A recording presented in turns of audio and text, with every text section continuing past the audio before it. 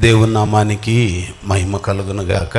అభిషిక్తులు, పెద్దలు, దైవజనులందరికీ ప్రభు పేరిట వందనాలు. ఇచ్చేసిన మీకు ప్రభు పేరిట వందనాలు. మరి విశేషంగా ఈ నూతన ఆలయంలో ఈ కార్యక్రమాన్ని నడిపిస్తున్న దైవజనులు రత్నాకర్ గారికి నా హృదయపూర్వకమైన వందనాలు తెలియజేస్తూ ఉన్నాను. నూతన ఆలయం ఈ ప్రాంతం ఆశీర్వాదకరంగా ఉండటానికి దేవుడిచ్చిన ఒక మంచి మందిరం.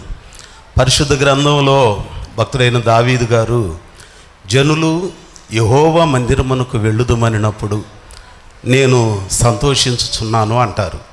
ఎందుకు దేవుని మందిరం అనంటే సెలోఫెహాదు కుమార్తెలు సంఖ్యాకాండములో 27వ అధ్యాయంలో సమస్య వచ్చినప్పుడు మందిరంలోనికి వచ్చి మందిరపు ద్వారము వద్ద నిలిచి ప్రార్థన చేశారు.